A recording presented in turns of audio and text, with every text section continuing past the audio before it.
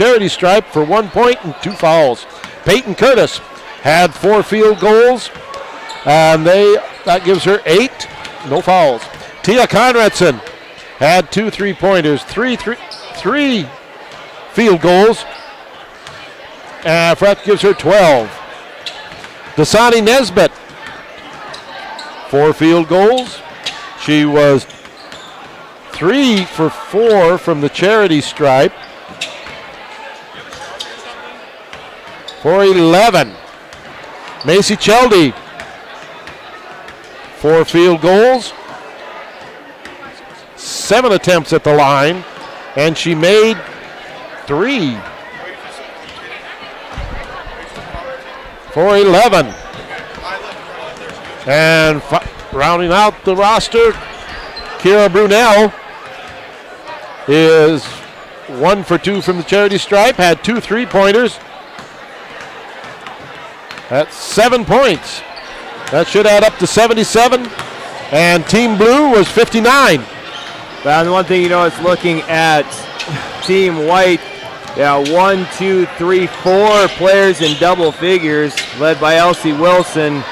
But Conradson, Nesbitt, and Cheldy all with double digits. And then a couple others that were close. Sampson, 3 triples for 9. Peyton Curtis with 8.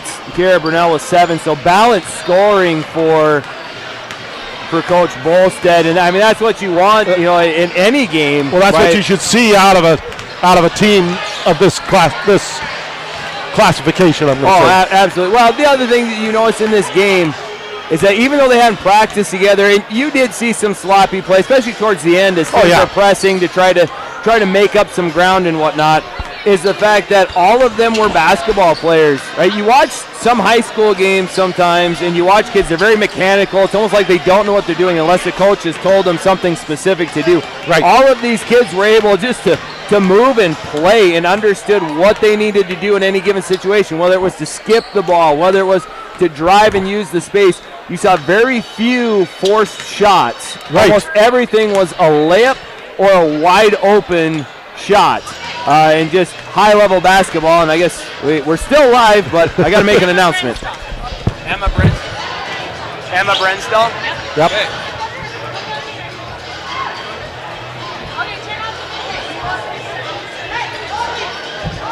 So I'm going to take over here now.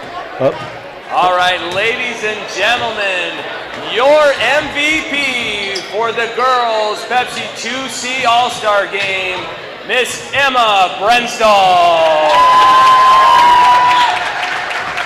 She was high scorer for the game with 14.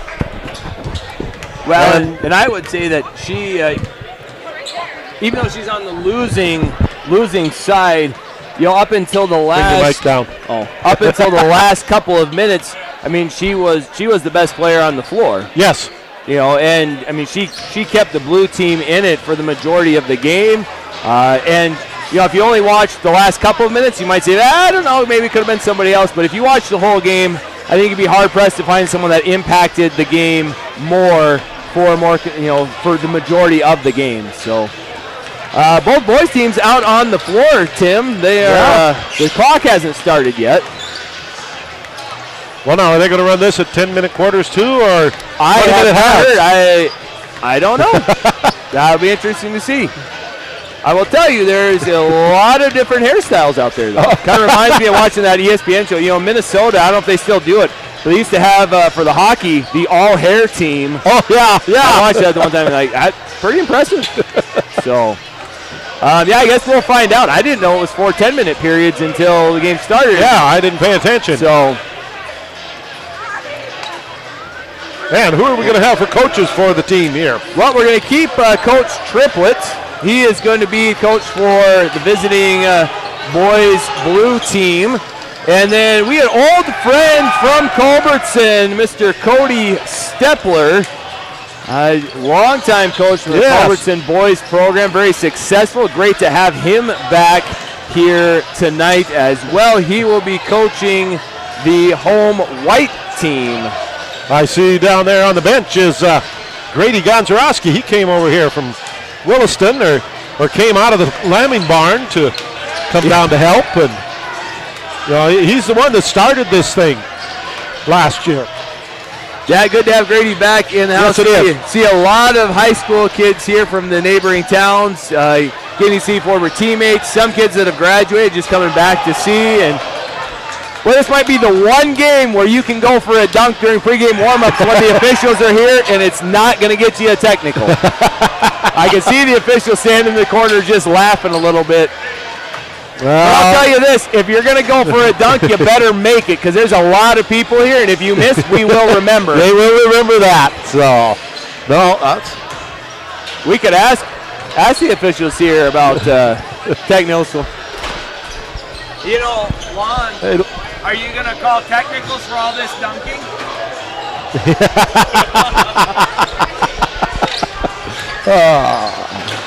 Well, I see a lot of guys trying to bounce the ball themselves for a dunk, and it's not happening. If one of them can get it to go down, that would be pretty sweet. I wouldn't be surprised, though, Tim, if we saw a few dunks in this game. Yes. There are a number of guys on this floor are capable of doing that. Yeah, the one guy I would say you want to watch the most, Jeff Cheldy. I saw highlights of a couple of regular season games where he threw it down, and threw it down with authority, I might add. Yeah. So that's a that guy, junior. Yeah, Jeff Cheldy, his dad is here. I saw him, great player in his own right, and the girls coach for Fairview. The other one, obviously, Mason Deathman. He can get up and throw it down. I saw him throw one down here in warm-ups as well. So should be entertaining, high-flying. Now, the question is, we had a girls game where the winning team got to 77. Is there a boys team that's going to get to 100? Don't know. Now, we're going to have this discussion here of the shot clock. You know, it really didn't. It didn't do that much. It didn't make any difference this year. No. And well, here's the, and I'm sure other coaches might disagree with me. Oh yeah. When I coached boys, our thought process was, hey, you give up a good shot to get a great shot, especially when there's no shot clock, right? Don't shoot the three-pointer all the time unless you're wide open, because you can get that shot anytime. Coach girls basketball, and it's, hey, if you get a shot, I want you to take it. Right. Because the longer you hold that ball, the more moving around, greater the likelihood there's a turnover or something else happens. Exactly. Right? So in the shot clock, does it speed some things up a little bit? But if you watch the really good teams, and you watch the game tonight, very rarely was the shot clock even an issue. No, not an issue at all. Emma Smart knew that it was getting close to the end, and she shot the ball 4 seconds left. Right. All right. So that's the only time that it was even close. Right. And she still got a good shot off. It wasn't like she had to, chuck up something or throw a random hook shot or whatever. Right. So, yeah, I saw a study that was put out in the aftermath. They charted some of the C games, double A stuff, and it really, the pace of the game, the timeout, it just didn't really change all that much. No. So, the one thing I wouldn't mind seeing them add, and we referenced it a little earlier in the girls' game, is put the restricted arc in. I know some people say, well, that's just an added expense. It's an added thing. It actually makes your job as an official a lot easier. It's also a lot safer. Because you know as a defender that if your feet are touching any part of that restricted arc, you can't take a charge. It's automatically a block. Right. And so you're gonna see kids not get undercut as much. You're not gonna have offensive fouls under the basket. And when we played in it, we had a JV tournament in North Dakota, and they used that. And, it worked out great. Good. Good. So this undercutting, that worries me the most on any of this. Yeah. Well, you take off, or you're getting ready to make your move, and someone's right under the basket, or even if you're coming down. Yeah. Again, if it's about the kids, make the adjustments that are going to benefit the kids. Yep. Well, we'll see what they do with that. I wouldn't hold my breath. No. Anyway, back on the crowd here tonight. We've got a good crowd. We've got a great crowd. About this many as last year? I would even say maybe a few more than last year. Better weather. I think there's better weather this year than last year. I don't know. Was it sunny when you drove in? Because it was snowing when I drove in. It was cold last year, I remember. So I remember I was home alone. So well. Well, if you're watching online, there's been a few dunks thrown down here. Yeah. And it's coming from some of these players that you wouldn't believe can get up that high. Well, it isn't the big guys all the time. No, the other thing is that when you got a little bit of energy going, a little bit of adrenaline, you'd be surprised how much more you can jump. Oh, yeah. Well, what do we got for teams here tonight? On my list here, we've got three boys from Floyd Lake, 4 from Bainville, 4 from Fairview, 3 from Savage, 2 from the R&L Fusion, couple from Circle, 2 from Circle, and 1 from Brockton. Right. And pretty well distributed. Well, in Fairview, obviously, coming off the third place finish at state. So Hunter Charbonneau, I tell you can't say enough good things about how he played down the stretch. I mean, he had a great regular season too, but boy, in tournament time, he really stepped it up in those games. The close loss to Belt, but then also in the third place game where they avenged that loss by beating Belt. So a great season for him. We mentioned Jeff Cheldy. I mean, he can really, really get up there with the best of them. Mason Deathman, you've known about him for the last couple of years, a really, really good player. So, and then again, you got some of these guys on the All-State list. Patton Bighorn from Floyd Medicine Lake, Mason Deathman from Floyd Lake, and then Aiden Knutson from Bainville. Is he on the back page? Well, I was going to say, I can't believe that Hunter Charbonneau wouldn't have been on there. Yep, there we go. There we go. Hunter Charbonneau from Fairview, Jeff Cheldy from Fairview, and then Easton Tomra from Plentywood, who I don't believe is here tonight. I think there's a conflict in his schedule, so I don't see him listed. But give him a shout-out and mention as an all-state individual, and obviously was an all-conference player this year as well for 2C. Well, and Hunter Charbonneau, looking at my notes here finally, he's been all-state 3 years in a row. Yeah. So. Yeah, just one of those really talented athletes, a big guy, but a big guy who knows how to use his size well. Well, Mason Detman, too. Well, in both individuals, multi-sport stars, too. Yes. One of the things you look at some of these kids that are going to go play college basketball, college football, go on and play high-end athletics is that they're not just one sport athletes. I actually saw some college coaches talking about that, where if they given the option between 2 pretty evenly talented kids, if they're going to go with the guy that played more sports over the kid that just played one, just because it develops different types of athleticism. Right. So well, that's Class C ball too, or Class C athletes. Right. Yeah. Oftentimes at your school, you got to kind of do a be-all. You have to be on the football team, be on the track team, be on the basketball team. So yeah. So it's whatever. I have noticed over the years that since I've done this, there is getting more kids, boys, that are, I'm going to call it, specializing. They're not playing basketball. They're playing football, or they're playing basketball and not football. So it's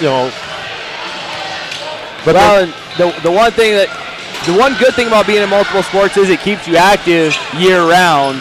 It's one of the hard things to do, and a lot of kids just don't do it, especially in Class C schools. Not that there's kids at small schools that don't train and don't work. I'm not saying that. Right, but by and large, from what I've seen, you don't get a lot of them where they're putting in the time all the time to do it, and they're not training the off season. Well, if you're in practice and you're moving, you're not losing that athleticism that you would if you're just at home. And it's tough to go up and put in the time in the gym or on the field, but that's if you're going to be specialized, then you better be doing all the other stuff. Right. So. Right. And just as a side note, this winter I was visiting with one of the girls coaches from Bainville, and they have implemented in their girls team, I don't know if they did the boys, but they have implemented yoga. Yep. And the coach was saying the kids cannot believe what it has done for them. Game changer. When you're flexible, if you're able to move properly, so many times you watch kids wanting to be all about, well, how much do you bench, how much do you squat? Well, if you can't move properly, it doesn't really matter. Right. The amount of weight, if you can't move it quickly and you can't move laterally, who cares? That's right. You're more prone to injury. Yes, yes. I got friends that are working as strength coaches down south and down like South Carolina, North Carolina, those areas where they've got kids that are going and playing in places like Clemson, Wake Forest, and whatnot. Yes. And everything they do is speed-based. Oh. So now they still have kids that are putting up big numbers. I'm not going to lie. They've sent videos of sophomores, deadlifting 400, 500 pounds. But that's the progression from all of the speed and movement aspects that they do. And there's a lot of times where you'll see them working out with not a lot of weight. Right.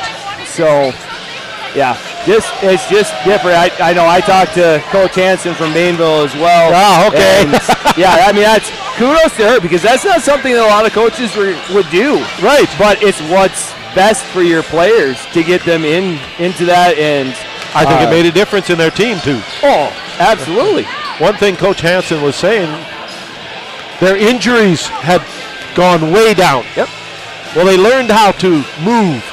They learned how to essentially fall. Right. That was my dad when my son was playing football. He told Dylan, learn how to fall, and you won't get hurt as much. Yep. My son looked at him kind of weird, like, and he took it up, and he didn't get as injured as he could have. Well, and especially in girls sports, right? Yeah. And stabilizing ankles, knees, hips. Like you said, learning to fall, right? Oftentimes when you go down, you get hurt when you're trying to brace yourself from that fall. Learn to roll off your shoulder. I even have my weights kids, like we do tumbling. Yeah. You might go from a bear crawl to a tumble but anything just to get in that habit of, hey, if I'm going down, I'm not leading with an arm, I'm not leading with my head. I'm going to roll off shoulder and back and keep safe. It's still going to hurt sometimes, but probably. But it might not take you out. Well, the thing is, you can fall pretty hard, and if you hit it the right way, you're going to avoid a lot of the pain. Yeah. So, we've got a lot of opinions here, don't we? These ones we're all right on. Yeah. So, I tell you what, I think we're in for an even quicker paced game watching these guys warm up. Yes. There has not been a dull moment, and I wouldn't be surprised if the shots are falling. I'm going to say it, Tim. I think we're for sure going to get someone to 90. Okay. I think winning team gets 90 or more. That would be great to see that. That would. But again, just bear with us, folks. The numbers ain't on the front of the jerseys, so we'll have to rely on the hairstyle. Right?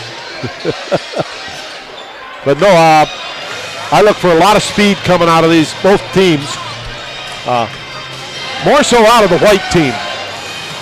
They're getting up and down pretty fast right now. And I think they're giving away the height advantage. Well, you can see for Team Blue, Hunter Charbonneau, obviously you can't miss him. Chelde, Spoonheim, Curtis from Circle. They got a little bit more size, and then you got Bighorn and I see Tegan Cundiff down here on Team White, and so it'd be interesting to see how Hunter Sanders is on the blue team. Right. There's a lot of height on that blue team. Oh yeah. Well, Pat Bighorn at 5'8", Tegan Cundiff at 5'7", and Wyatt McPherson at 5'8", and everyone else is 6 foot or taller. Right.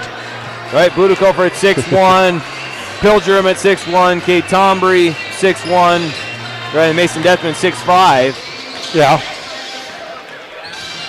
So, and then on the other side, you got Chelde at 6'3", Charbonneau at 6'2", Strickland at 6'4", Sanders at 6'4", Curtis at 6'1".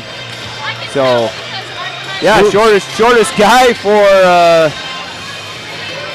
for the blue team is Nate Stentoff at 5'9", and I wouldn't be surprised if he goes a little taller than that. Oh, he plays bigger than that. I'm trying to find him on the floor right now. Oh, he must have the red shirt on. Yeah. But 5'9", and then you got 5'10" and 5'11". Knutson and Quindale Pretty Paint from Brockton. Right. Those are your other players under 6 foot. So, just under 5 minutes to go as we get ready to start this 2C Pepsi All-Star Classic on the boys' side. If you're just joining us, it was a very entertaining girls' game. The final score does not tell the whole story. 77-59 was the final. Team white over team blue. But quite a show put on by the ladies in the first game of this event. We look for more here on the boys' side as well. One thing on the girls, it was not just a shoot fest. It was They worked the ball. They did. We talked about. You could tell that these were the best of the best from the district. Yes. All of them were basketball players, and again, they didn't have 2 weeks of practice. Obviously you got 2 college coaches, Coach Triplett, Coach Bolstead, and you can do stuff in the locker room before you come out and say, hey, I want you to do these couple things. But you could tell that these were ball players. They understood the game. Yes. They didn't stand there looking like, well, what should I do? I'm not sure what I'm supposed to do. They just got after it. These are players that come from teams that the coaches say, you're the leader. Yeah, go make something happen. Yeah. So I'll tell you when to switch, when you want to. Well, and something you could special. See, they all knew. You had Emma Brent's on there. If she's in the post, get her the ball. Maybe Kelly's in it. Get her the ball. Right? Emma Smart, good shooter from the outside. You saw Aubrey Sampson hits 3 3-pointers, but she passed up numerous other shots that she could have taken. They just weren't completely wide open. But it wouldn't have been a shot that someone said, hey, you shouldn't have taken it. Right. But just the awareness and being smart to make better plays, it was just impressive to watch and a great representation of our conference. So. Well, and also it's a good thing to help the younger players to aspire to something. Well, and that's the other thing is that if you're one of the players that's here watching tonight, it should light a little bit of a fire under you. You should want to be in this game. At the end of the year, you should be wanting to have your name called to get in here. Right. And obviously not everyone can get in there. They take 20 players, boys and girls. Right. But put in a little bit of work. That's right. Get after it. That's right. And I'm sure there's a couple of players out here. They're not necessarily the starters. They're number 6 coming off the bench. That's an important position too, right? Well, and sometimes the most important player on your team isn't the guy that always gets the points. Right, exactly. So, all right, well, we're just about a minute out, so I'm going to turn it over to Tim for a brief second. Yeah, well, you ain't ready to start the lineup yet. Close, though. Don't worry, I'm not going anywhere. I know. That's that scorekeeper down there. Now just don't listen to her. Mrs. Martin does a great job. So. Yes. Yeah, you know what? People deserve to know. Hey, I've never taken books, but I've run the clock many years. And if you want to complain to me, then come take my job, right? And it looks like we're going to do like we did with the girls. We're going to start with the visitors, which is the blue team, and do all of the second team. The second team we'll call them, and on both teams, and then we will do the starters alternatingly. But no, we got a good crowd here tonight. A little bit of snow outside. We've got people from all over. You can tell by the caps, by the coats. They're here to support their kids. So teams are going out, and we're going to start with. Give another round of applause to the ladies. They put on quite a show. Great job, girls.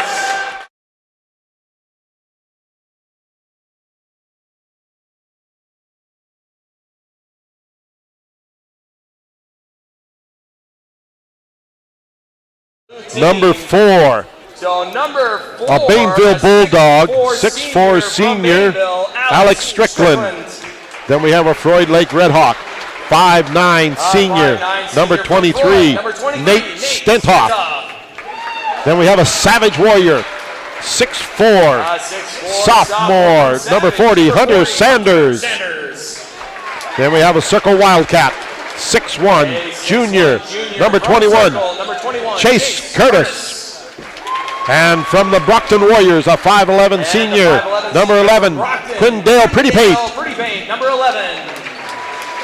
Now for Team White, number 13, we have an RL Fusion, 5'7", number senior, number 13, Tegan Cundiff. He's one of the people who put this all together. A Fairview Warrior, 5'8", freshman, number 11, Wyatt McPherson. A Bainville Bulldog, 6 foot tall senior, number 14, Sam Buttakofer. We have a Savage Warrior, 6'1", junior, number 10, Zane Pilgrim. Then we have another Savage Warrior, 6'1", junior, number 32, Cade Tombray. Now, starters for alternating fashion, starting with the blue team. A Fairview Warrior, 6'2", number senior, number 14, Hunter Charbonneau. Another Fairview Warrior, 6'3", number 11, number 20, Jeff Cheldy. Oh, sorry, I skipped over. For the white team, a Floyd Lake Redhawk, 5'8", senior, number 5, Peyton Bighorn. Now we've got a Fairview Warrior, 6'3", junior, number 20, Jeff Cheldy. 6'5", junior. Then from Floyd Lake, number 6'5", junior, number 51, Mason Detman. Starting for the Bainville Bulldogs is a 5'10", number senior, number 3, Aiden Knutson. 6'1", senior. Now number 12, for Team White, Bainville Bulldogs, 6'1", senior, number 12, Charles Buttakofer. 6'1", senior. For a Circle Wildcat, 6 foot senior, number 13, Bo Beery. Team White, Fairview Warrior, 5'10", sophomore, number 23, Tyler Lone. Rounding out the roster for the blue team. On RL Fusion, 6'1", senior, number 2, Josh Spoonheim. And rounding out the roster for the white team, Savage Warrior, 6 foot tall, sophomore, 22, Sayer Erickson. White team coached by Cody Stepler. Blue team is coached by Bill Triplett. For the home team in white, Cody Stepler and assisted by Grady Gonzarowski. Yeah, Grady Gonzarowski is here tonight. He's the one that started this last year. I'm not covering my books. I'm just holding my cord. I see how it is. You don't want me to see. I need all the help I can get, Tim. Anytime. Voice is about gone now. All right. How's the voice holding up? You know, it's good. I'm back in the swing of things at school, so, I get to talk a lot there. And, I've got a teenage daughter at home, so I got to talk a lot there, too. Yeah, no. You just listen to them. Well, that's where you get in trouble. Sometimes you got to be the one doing the talking. That's true. Okay, looks like we're going to have 10-minute quarters. Hey, there you go. That sounds good. That works. I'm telling you right now, at 90 points, that's going to happen. Very well could happen. So, all right. What was it last year? How high did they go? I think it was in the 70s. Okay. Well, it depends on how the shooting goes, how they want to use the outside shots, if they want to go underneath. You go on Team White or Team Blue? Oh, give me Team White. Team White? Okay, I'll go Team Blue. So we'll screw ourselves up here. So. No, that's all right. Here's the thing. Over, under, how many dunks? I'm going to say we're going to get over 6. Oh, yes. I'll go for that. You go for that? Yeah, okay. I'll go for that. I'm easy to get along with. It'll be Detman against Cheldy to jump. Well, I tell you, they list Detman at 6'5" and Cheldy at 6'3", and from my vantage point, Cheldy looks like 6'5" and Detman looks like 6'3". So here we go. Detman wins the tip. Controlled by Team White. Over to Detman underneath the bucket. Shot up, no good. Knocked out of bounds. It'll stay with Team White. Already a little helter-skelter there, and missed the layup. It'll be Lone to trigger in for the Team White. Gets it way out top to Detman. Detman dribbles on the right side. Layup up and good on the right side. Off the right chance, side. and he gets it. Charbonneau into Beery, looking to push the pace. He's picked up by Lone. Beery goes right around him. Couldn't get the angle. Turns it over to Bighorn. Bighorn on the left side now. Gets it to Lone. Lone. Hands off to Butterkofer. Drives into the left side. Shot no good. Rebounds. Spoonheim gets it. Like Chelsea had it. Lost a shoe, but gets it over to Spoonheim. Knutson 3 on the way. That's no good. Boy, they're really going. Rebound Erickson. Maybe we're 80s. We're not making a lot of shots. Well, no, they switched it. Now I think we're 20-minute halves. Oh, okay. There we go. Shot off the right side by Detman. No good. Rebound comes down. Charbonneau with it. Well, he looked to push the pace, and now he's going to slow it down. So, biggest guy on the floor playing point guard right now. He hands to Beery. Beery drives, kicks back to Charbonneau. His 3 on the way. That one's good. And I'll tell you what, anywhere on the floor, Hunter Charbonneau can find the basket. You do not leave him alone. Oh, 3-2 early going. Erickson over to Bighorn on the left side now. Pulls top of the key, thinks about it. Bounce pass inside to Detman. Detman 1-on-3, goes up and in for 2. That's a tough matchup. You know, you might see that Chelsea come over and play defense on Detman instead of Beery. Beery giving up a lot of size there and length. Chelsea with it. Well, he took the screen from Knutson, thought Knutson was going to roll. Knutson looked for Spoonheim, and just off of his hands, and it's going to go back over to Team White. We've got a score of 4-3. White with the lead. Well, Detman for Blue Team. Okay. Erickson now for Team White. Left side over to Bighorn. Big long 3, shot up. Too hard off the back of the iron. Rebound, Charbonneau. Another board for Hunter Charbonneau. He's looking to push the pace, stop him up, looking for Spoonheim again, and boy, Josh is working hard to get open, and he just didn't look soon enough. Slight pressure being put on by Knutson. Now, Erickson. Top of the key, now Erickson, top of the key. Butterkofer on the right side. Well, nice goes against Chelsea. Fadeaway shot. Good move by Butterkofer. Crossed over and hit the fadeaway. Beery with it. He's picked up by Lone, trying to dribble through. Hands off to Spoonheim. Spoonheim dribbling to his right, crosses over on Erickson. Lost it on the way up, and Detman comes away with it. Detman on the right side now. Pulls it against Chelsea. Bounce pass underneath to Butterkofer. Shot no good by Charles. Boy, that's tough. You're going up against 6'3" with length, and Chelsea jumps her well. I think Butterkofer thought he had to throw up a lot harder, and he did. Boy, Knutson made a good move to get to the basket. They're going to call the foul.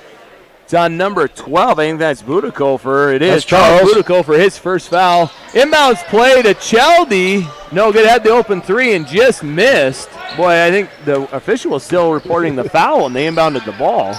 Bighorn. Boy, good read by Chelsea. He's cut right in front of Butterkofer. Hands off to Knutson. Bighorn with some good quick feet to keep him from getting to the basket. Spoonheim comes up with a loose ball. Chelsea top of the key. 3's on the way, and it's good. So another three-pointer for Team Blue. Fairview Warriors 2 3-point shots in this game. Lone, a shot out, low box, shot no good. Rebound picked up by Chelsea. Well, that would have been a heck of a shot. Oh, yeah. Lone, boy, faded back a couple feet.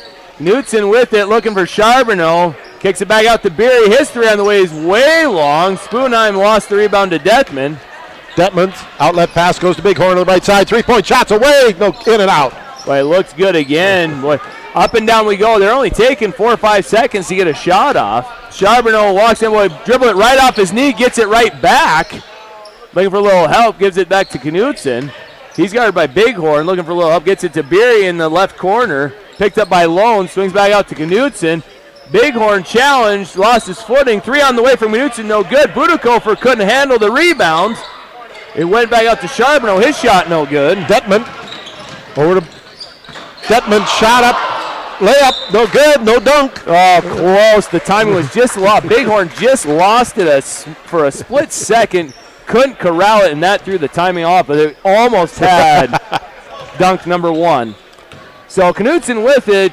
Hands off to Spoonheim, left wing, looking for Charbonneau on the post. He's got a front and a back on him there. Beery uses the screen and pops the free throw line extended jump shot. So pretty looking shot from Bo Beery. 2 for him. Now here's Lone. Lone guarded by Beery. Gets it off to Charles. Charles hands off to Detman. Detman, right side, 3-point shot, in and out. Great jab step to a step back three-pointer, and Mason Detman putting on a show early. Beery with it. He's guarded again by Lone. Tries to drive top. The key gets it back to Knutson. His drive cut off. Over to Spoonheim. Spoonheim on Erickson. Gets it. Well, tried to get to Charbonneau. Here goes Budakofer. He's got a chance. Well, he went for the dunk and just was a little short on it. Spoonheim up to Beery. Well, and they're going to wave the basket off. Boy, Beery made a great move. Good Great spin move, but they're going to call the foul on the floor. It's going to be on 23. It's going to be on Lone. His first. No basket. Coach Triplett called for the continuation, and I'm not going to argue. I picked 90 points, so I need every basket to go. Beery to inbound. Gets it to Charbonneau. Guarded by Budakofer. Charbonneau puts spin move on. Kicks it back out Spoonheim. Guarded by Pilgrim. Charbonneau with it. 20-second shot clock. Kicks out to Beery. Open three on the way is good. So Bo Beery knocks down an open one. 11-9 Team Blue. And we're going to get mass substitution here for Team Blue. With Detman over to the right side now. Budakofer. Back to Detman. Right side, 3-point shot is away, in and out. Right, he thought that was going in. You could tell the body language. He thought when he let it go, it was good. Beery with it. Over to Knutson. 3 on the way off the front iron, and no one there for Team Blue to rebound. Pilgrim up with it. Throws it away to Spoonheim, and Spoonheim's pass deflected out of bounds. Right to Coach Triplett. And we're going to get subs for Cundiff coming in for Team White. Blue. So Sanders, Curtis, Pretty Paint, Stentoff, and Strickland in for Team Blue, and it's Stentoff with it. Hands off to Strickland, over to Sanders. Sanders looking for a cutter and find one. He's guarded by Budakofer. He gets it to Stentoff. Dribbles top the key. Gives over to Strickland, guarded by Pilgrim. Strickland dribbling top the key. Gives over to Pretty Paint. Back to Stentoff, where the ball's moving really quickly, and well, I don't know if Stentoff meant to do it. The ball kind of slipped out of his hands, but it ends up in Jace Curtis's hands, and it's going to be a basket and the foul. Foul is on number 10. That's going to be Zane Pilgrim, his first. The chance for a three-point play by Jace Curtis. 13-9 your score, 13:43 left. Free throw on its way and good. Jace Curtis with the three-point play. Here comes Team White now.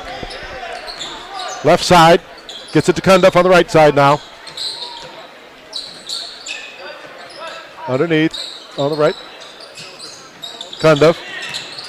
Tom. Screen from Tom Braid.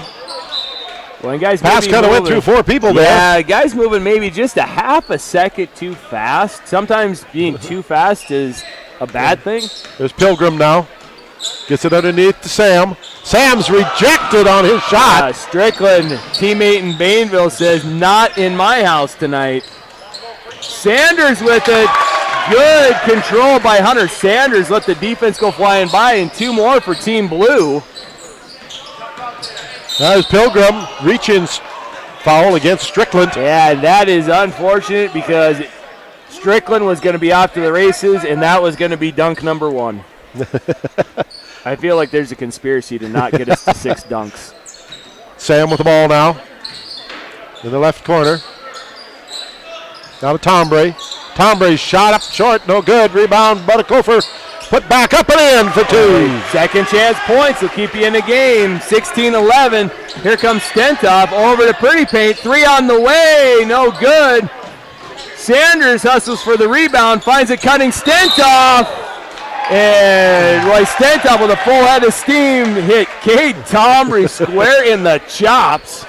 And 2 pretty solid young men go flying. It's going to be an offensive foul on Stentoff.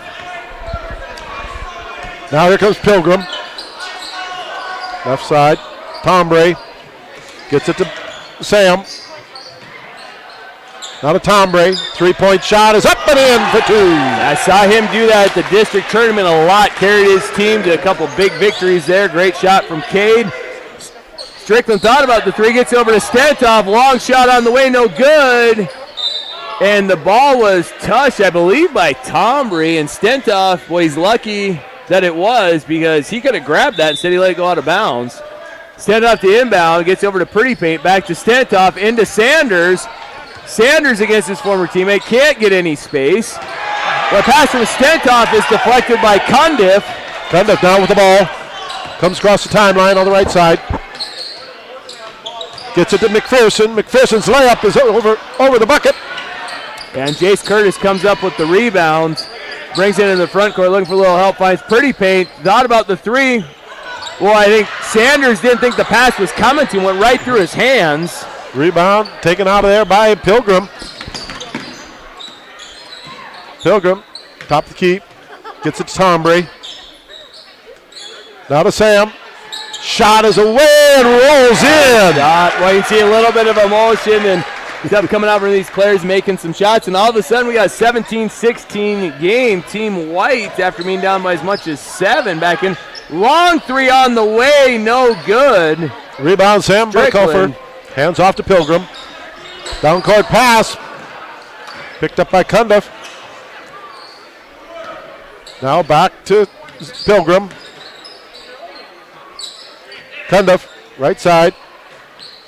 Tombre at the free throw line now. Gets it to Sam Buttakofer.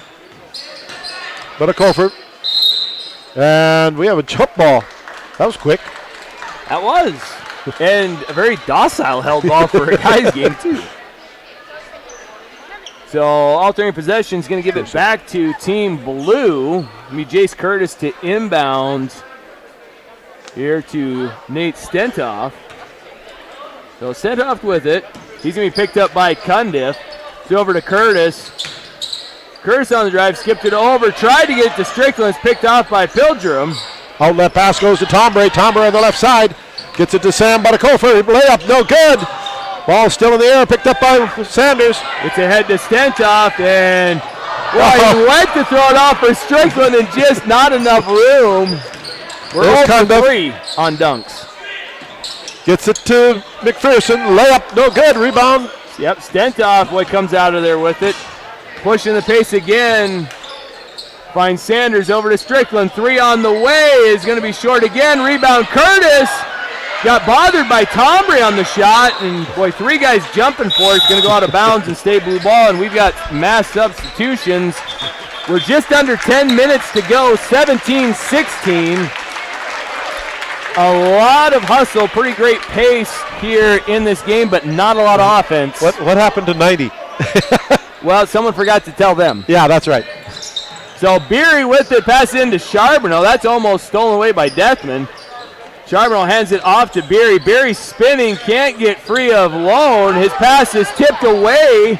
Through a lot of hands and over to Chaldy. Chaldy 3 on the way is good. So out of a broken play, Jeff Chaldy hits another deep one.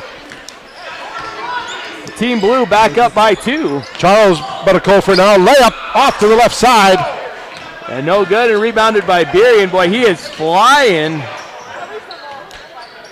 Hands off to Charbonneau, guarded by Deathman. Chaldy tries another 3, and that one might have brought the house down if he made it. Bighorn tips the ball away to himself. Bighorn on the right-hand side now. Right corner shot, no good. Picked up by Charles Buttakofer, stolen by Aiden Knutson with a little pickpocketing action there. Knutson on the drive. Tough layup over Bighorn. He got it to go. And just like that, 5 quick points for Team Blue to open up a 4-point lead. Bighorn, top of the key, shot in and out. And Beery at the rebound, and again looking to push the pace. Finds Charbonneau trailing. Charbonneau, crossover dribble, layup is good. And Coach Stepway, why is he going to call a timeout? He wants to settle the troops a little bit. A few quick shots. And transition baskets from Team Blue. If you're Coach Triplett, you got to be really happy with the team's response. You're up early, go down by 1, and then rattle off 7 straight points. Well, you're 5 points ahead now. Yeah. But this is going to be a game of spurts. You're going to see teams come out, hit a few shots. Right. The other team kind of push, get a few shots. So key's going to be, can you limit second chance points? And can you limit turnovers? Because as we've seen, a lot of length, a lot of jumping ability from both of these teams. And no dunks yet. No, it's like there's a conspiracy. Like, here's Team White now. Three chances, and we're 0 for 3. Erickson over to Detman on the right side. 3-point shot, in and out. A good rebound, Bighorn. Bighorn gets it up to Erickson. Erickson's floater shot is up and good for 2. Second chance points. Beery with it, flying up full head of steam, got cut off. Good pump fake from Aiden Knutson. Short jumper is good. Boy, pump faked Erickson out of his shoes at the 3-point line and popped the short jumper. Here's Lone. Lone drives into the paint. Back out to Charles. Over to Detman. Detman, free throw line, shot up, no good. Only blue jerseys down there. Knutson even mistimed his jump, but Jeff Chelde was right there for it. So Beery guarded by Lone. And boy, that's one of those where you don't need to do too much. You got too fancy, dribble between the legs. Well, I think he was trying to step around Lone, and it got away from him. Hey, you got to control the ball. Here's Erickson trying to go into Detman through 14 hands, and it goes out of bounds. And boy, that's twice we've seen the ball just kind of hot potato off of like 4 different guys. So yes. Ball doesn't lie. I guess, maybe it wasn't off of Bower. So Beery gives it up to Knutson, lets him bring up the front court. Playing pick and roll with Charbonneau. Knutson's 3 on the way is no good. Rebounded by Detman. Detman with the control of the ball. Gets it off to Bighorn. Top of the key, 3-point shot is in! Good looking shot, got his feet set, square to the basket, and drops it from the top of the key. Great looking shot from Bighorn. Berry with it top of the key, looking for a screen from Charbonneau. Charbonneau doesn't roll, leaves Berry to go at it alone. Gets back top of the key, gets it into Josh Spoonheim. He was falling down. Boy, Chelde might have slammed that one down, but it's going to be a foul on Erickson first. He bumped Spoonheim. So this will be Chelde on the inbound pass. Over the top to Spoonheim, guarded by Erickson. Long 3 from Spoonheim is good. Josh Spoonheim into the scoring column with a 3. Lone with it. He's going to take a top 3. of the key, 3-point, no good. Rebound, Beery. Boy, 1 and done. Beery gets up ahead to Knutson. Tried to find a trailing Charbonneau. Boy, that was almost a dangerous play. Ball got stuck under some legs, and you'd hate to see someone step on that and fall. So good that Mason Deathman and Hunter Charbonneau are all right. Charbonneau to inbound it. Over the top to Chelde. His 3 from top of the key is good. Right, things are heating up. Back-to-back 3s for Team Blue, 31-22. Detman now on the right wing. Gets a screen from Detman's 3-point shot. Rolls in. Nice. Not a lot of backspin on that shot, so kind of surprised he got the friendly roll, but it fell in. Knutson full head of steam, and Knutson didn't get it, and Budenkofer comes with the rebounds. Detman, outlet pass to Bighorn. Bighorn's 3-point shot goes in! Back-to-back 3s from Team White, so just when you thought Blue's running away, the 9-point lead, Team White back-to-back 3s to get it within 3. Chelde with it. Hands off to Charbonneau. We thought about the 3, but he's got Mason Deathman on him. So he gives it back to Knutson. Knutson over to Beery. Tried to get a screen, and boy, miscommunication there. Beery thought Knutson was going to the corner, and Knutson was cutting to the basket. So another turnover for Team Blue, and a chance to tie for Team White here with just under 6 minutes to go. Here comes Erickson. Top of the key now, right side, Bighorn. Bighorn thinks about the 3-pointer, pulls it back, gets it to Detman. Detman, guarded by Charbonneau. And they got a Hunter Charbonneau said, you're a little faster than me. I'm not letting you turn the quarter, boy, and gave a good shove there. So Charbonneau with the foul. That's going to be his first, I believe. Yeah. So pass over the top from Deathman to Lone. Now to Bighorn. Over to right side, Lone. Lone Loses. Yeah, he stepped on Beery's foot. Got himself back up. Now Erickson. Now Bighorn. Top key, Detman.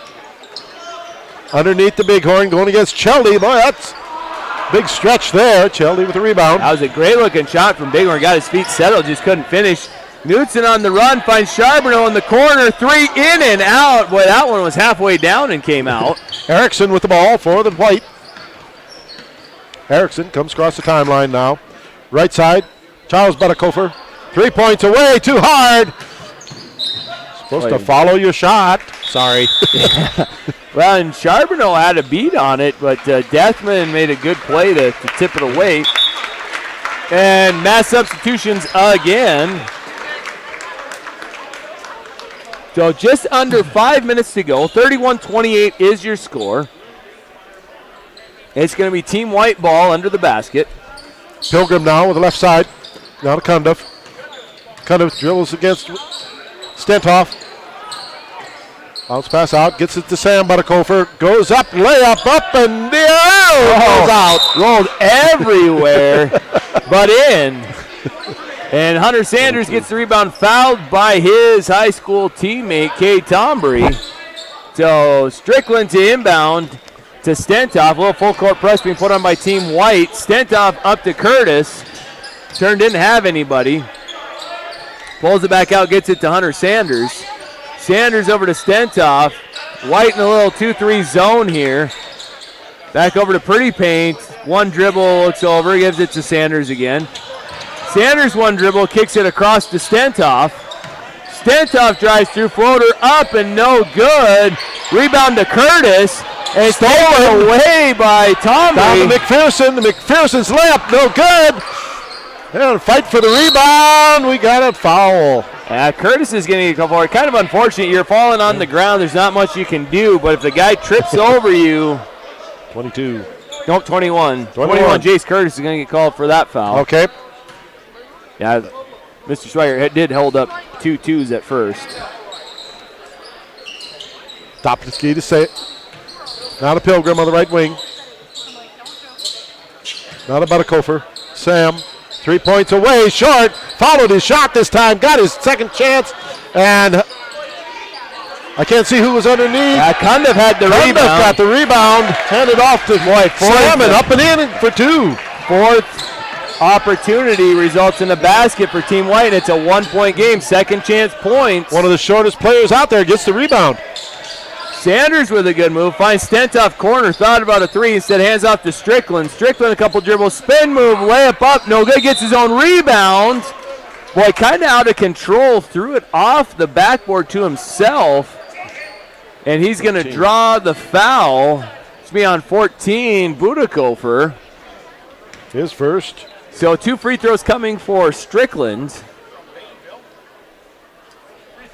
First one is up and no good. Alex Strickland will get one more, the 6'4 senior from Bainville.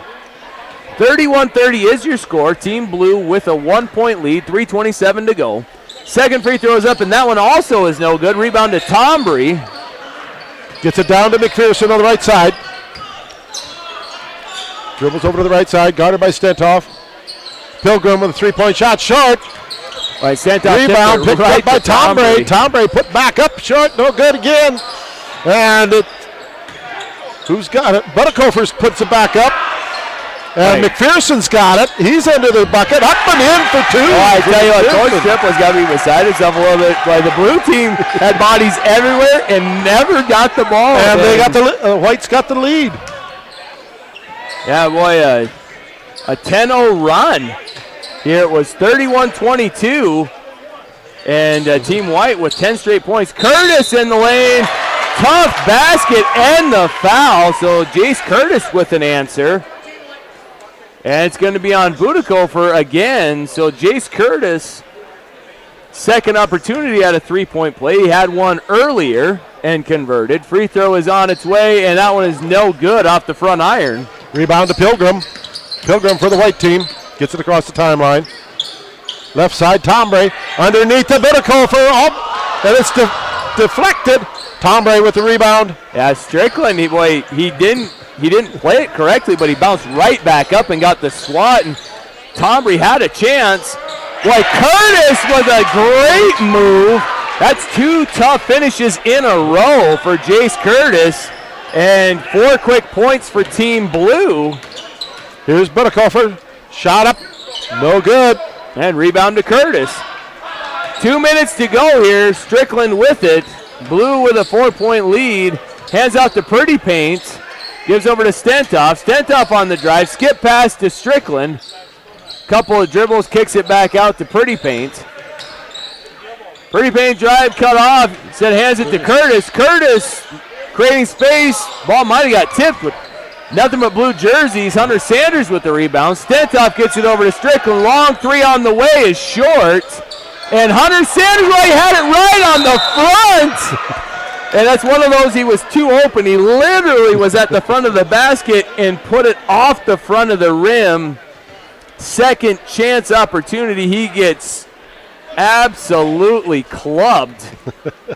Boy, 3 guys got him, I think. First free throw is up and no good. Might still be feeling the effects of that. He had the easy one the first time, and Team White said, you're not getting an easy second look. Second free throw on the way, and that one's no good, and tipped around to Budakofer. Outlet pass to White on the left side. To Sayer. Step back up. Pilgrim, top of the key. Left side to Erickson. Over to Budakofer. Shot up. In and out. Rebound Pilgrim. Trying to go against the trees. He's 3 seconds. 3 seconds. Yeah, boy, you got to get rid of it. But good hustle and great job of Team White on the offensive glass. Boy, they are fighting for every loose ball here. 35-32, 1:11 left here in the half. Stentoff with it. 2-3 zone still being put on by Team White. Strickland, 1 dribble, skip pass to Stentoff. Thought about a 3, instead puts it on the floor. Gives it back to Strickland. Strickland drives middle of the key. Shot is up. And they're going to count it, boy. Tough shot. The whistle blew. Strickland was in the air. He held on to it for a brief second and put it up, and that's going to be on. Well, I thought they said 14, and if that's 14, that's Budakofer. 13. Sorry, 13. That would have been 3 fouls on Budakofer. Free throw for Strickland is up and good, so 3 points the old-fashioned way for Strickland. Over to the left side now. Cundiff. And miscommunication. Saved from going over and back. Gets it to Pilgrim on the right side. Pilgrim, 3-point shot is away. Off to the left side. Sanders with the rebound. And stolen by Cundiff. Sanders did one of those, I'm sorry, I'm going after the ball. I lost it. And he got the foul. Yeah, good hustle play by Tegan Cundiff. And in the bonus. So it's going to be two free throws. Or, no, I was going to say they got that. They have it wrong. Yeah, it's the home team, Team White, that has 9 fouls. That was only the 5th team foul on Team Blue. Yeah, they just miscommunication on the officials. So it's baseline it. Yep. Yeah, they got it right now. Yeah, there we go. I don't want the bookkeeper's job. No. Ball comes into Pilgrim under the bucket. He goes up, deflected, gets his own rebound, goes back up again, deflected again by Sanders got up there and high pointed it. It's going to be a jump ball. Oh, I thought he had him on the arm. No, he got straight up there and right away. Official signal it was a jump ball. Lone gets it into Tombray underneath the bucket all by himself, and he misses the easy one. Yeah, Sanders thought it was their ball. He was at half court. Boy, Tombray was all alone, and same thing that Hunter Sanders did the previous time down the floor. Boy, nice play by McPherson. McPherson going up, layup is up and good. Yeah, so Sanders is going to inbound here to Stentoff. Yeah, Sanders on the previous possession thought he was on offense. Coach Triplett's going to get a timeout for Team Blue. They've got a 4-point lead, 38-34 with 15 seconds, but boy, Kate Tombray left all alone, and again, that whole I'm too open, it's too easy type of deal. We've seen that happen a couple times tonight. That happens. Sometimes that's the hardest one to put in. Yes, it is. It is. Start thinking about it too much. But both teams are playing well. I'd say the white team's a little speedier. Boy, they've sure given the blue team fits on the offensive boards, even with the smaller lineup, where they've got to have close to 15 offensive rebounds. That hasn't translated into a lot of points. They probably have 6 or 8 off second chance points, but when you give yourselves those extra opportunities, pretty soon you're going to capitalize on them. And boy, Team Blue, they opened up the 9-point lead, and then Team White hit them with a 10-0 run, and that's been just kind of a ebb and flow of the game, back and forth. So, didn't I say that looked like the white team was going to be a little faster? You called it. Pushing a little faster. Nothing against the height of the blue team. And this blue team can push it too. All them players out there are speeders. Coach Triplett puts his starters back in. And Beery and Cheldy with playing pitch and catch. Hand off to Beery. Well, they look to throw over the top. Cheldy puts it up. Well, he had a couple more seconds left. And I think he didn't realize how much time he had. He could have caught it, taken a dribble and shot. Instead, he tried to shoot it in the air. And that's how the half's going to end.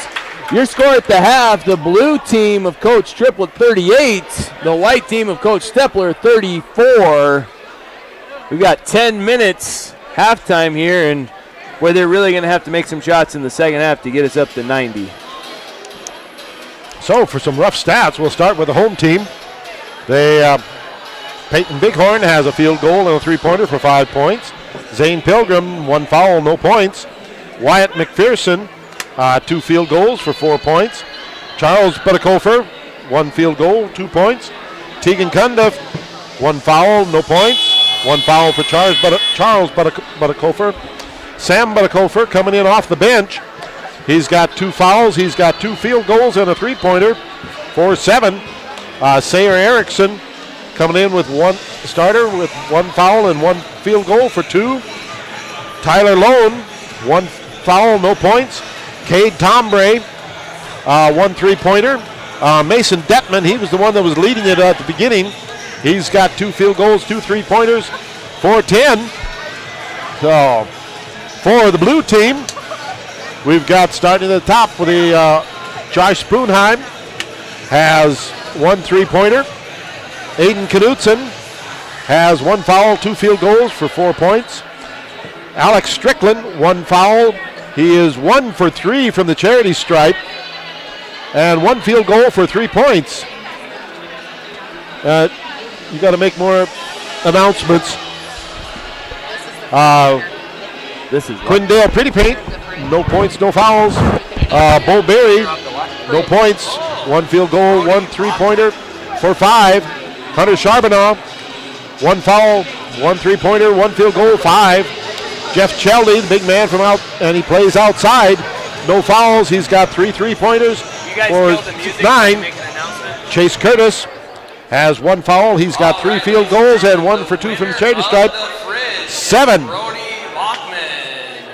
And who got the fridge? Brody Bachman. Okay. So Nate Stentoff, 1 foul, no points. Hunter Sanders has no points and 1 field goal for 2 points. And that should add up to 34 for the visitors. And the white team has 38. So they were giving away a fridge tonight. I guess forgot so. that. I didn't know that. You didn't do your homework. Wow. There was a lot of stuff I was told. So. Well, I think we're in for a lot of entertainment here in the second half. A close game. A couple adjustments to be made. I'm sure that Coach Triplett is going to tell his guys, he's like, hey, the ball goes up, you better find a body, and you better get that ball. We saw some three-point shots come in spurts, right? A couple of guys hit a few in a row, and then it kind of went cold for a while. And much like the girls' game, saw a few guys, maybe the nerves play, and the shots are a little short. Not finding the rim as much. Both teams out of the locker room fairly quickly. Boy, last time in the last game, the girls waited to about the 2-3 minute mark, and both teams out here with about 6 minutes left to go. Here's how the team scored. I'll let you use your analysis there as to how well the scoring is spread amongst the team. Yeah, 2, 4, 6, 7 different players. 7 out of the 10. Yeah, 10. 7 out of the 10 players for Team White have scored, and 8 out of the 10 for Team Blue have scored. So pretty even, right? Jeff Cheldy with 9, Mason Deathman with 10. We had a few other guys, 3, 4, 5 points. So we'll see. It's going to end up being a lot like the girls, where you're probably going to have 3 or 4 players for each team in double figures. So, and in a game this close, it might come down to who's got the ball last, who's going to make some free throws. Again, much like the girls' game, we saw a lot of missed free throws at the start. Well, three free throws here. We've got 5, and they're 2 for 5 for Team Blue. No free throws for Team White. Which that surprises me with how many offensive rebounds that they had. Well, that's one thing I noticed during the season, too. These shorter players have been doing more of the rebounding, critical rebounding. They're in there underneath. They'll pull out the critical rebound, whereas the big men, they're doing their job. But those little guys, they get in there underneath everything. Well, and sometimes the speed enables you to get to the spot faster than the bigger guy. And oftentimes as a bigger guy, you're confident in the fact that I'm a lot bigger or I'm taller, and you don't feel like you maybe need to be in the correct spot. And that's, then if you got a quick guard that's really wanting to do, you run the risk of losing those rebounds. He just slips in underneath and it falls right in his hands. I think these are flip-flops. Oh, I did? They're up 38. Oh, okay. So. Yep, thank you. We're still waiting on the first I had it right dunk. the first time. Yeah. I saw he scrolled the one out, so. 4 minutes left before we get started here, and it's been quite an evening. Folks, if you're just joining us, you had the girls' game first and the boys' game here second, and a chance to kind of send off some of these seniors who we've had the privilege of watching, some of them since they were 8th graders. One last chance to perform before some of the fans from around the district. Also serves as a great launching point for some of the younger players, underclassmen, get some good experience, and maybe light a fire to continue playing well in the years to come. Right. And what were you going to say, Tim? Well, it is a send-off to Fairview. Right. We're not going to have Fairview next year. Nope. Fairview moves up to Class B, and I believe we got at least one team maybe moving districts as well. Right. That's right. You told me that up at Ritchie. So district will look a little different next year, at least for a while. Boy, all their shots are going in now during warm-ups. But, that was always the thing when I played. If I made it during warm-ups, I wasn't going to make it in the game. That's right. It was a lot better to miss in warm-ups. At some point, you got to think at an inbounds play or something that someone's going to whisper to someone and say, hey, listen, it'd be really cool if I dunk this to just get out of the way. Yeah, just let me have this one. Right? You saw that last year. There were times where guys would get almost a fast break, and the defender would kind of slow up just a half a step to give him the chance to do it. So we saw one almost alley-oop. It'd be really nice if we get one, either Jeff Cheldy or Mason Deathman on a fast break. I think they would throw down something pretty special. Oh, yes. Well, and here's what our team looks like with age. The blue team has 7 seniors, 2 juniors, and a sophomore.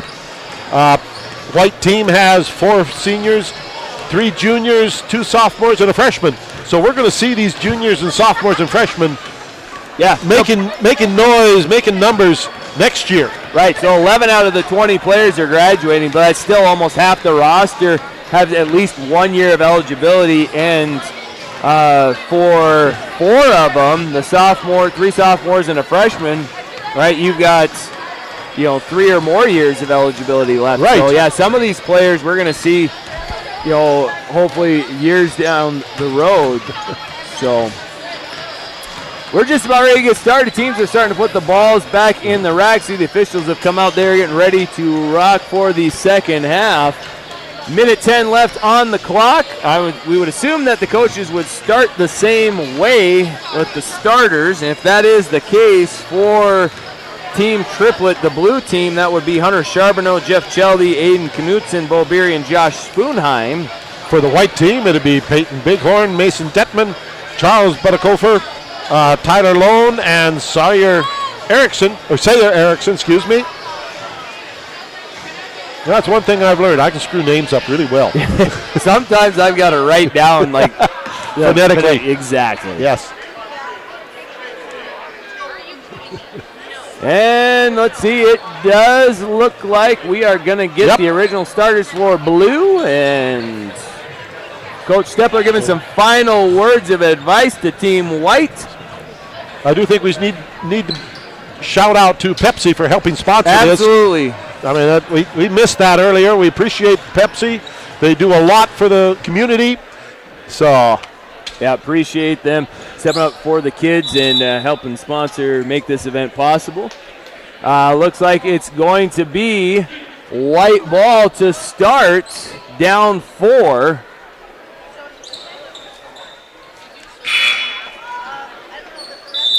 And gets it into Detman in the backcourt now. Guarded by Cheldy. I thought he mixed up his lineup there for a second, but not alone. Goes to Detman underneath. Met by Charbonneau. Not by the Kofer. Not alone. Lone back to Charles. Charles brings it up. Get Bighorn, lay it up underneath, up and good. Good patience and a great play to start the second half. Spoonheim with it now, guarded by Erickson. His dribble cut off, gets it over to Knutson. Knutson dribbles top the key, looking for a little space. He's picked up by Lone. Couldn't get to Beery, gets it to Charbonneau. Head fake and pump fakes, can't get anywhere. Beery with the advantage on Bighorn. Boy, Bighorn made a great play on the ball, but Beery holds on to it, makes the tough shot. So pulls it up from his waistline. Yeah, 1-3-1 to come out for the blue. Erickson, three-point shot, no good. Rebounded by Knutson, but Team Blue coming out in a little 1-3-1 zone action. Knutson on the drive. Well, should have just shot it, trying to have to Cheldy. Cheldy does get it back. Goes up over Erickson and puts it in. So Jeff Cheldy with 2 more. Over by the Kofer. Erickson. Bighorn. Left side shot. No good. Rebound Beery. Yeah, and they're kind of speeding Team White up a little bit. And boy, pass up ahead to Cheldy, finds Spoonheim, gives over to Knutson. Corner 3 thought about it. One dribble into a jumper, no good. Charbonneau was the trailer. Boy, he was kind of late getting back down in perfect timing as the ball fell right in his lap. And offensive rebounds, misses the shot, but he is going to go to the line. Goes against Charles Butterkofer. So 2 free throws for Charbonneau. First one on the way is good. And after White had cut it to a 2-point game, 5 straight points for the blue team. Charbonneau second free throw off to the right. Rebounded by Detman. Outlet pass to Lone. Underneath to Bighorn. Shot no good. Rebound Charbonneau. Off to Cheldy. Are we going to get it? There! Jeff Cheldy leaks ahead and Charbonneau finds him. Two-handed flush for Cheldy.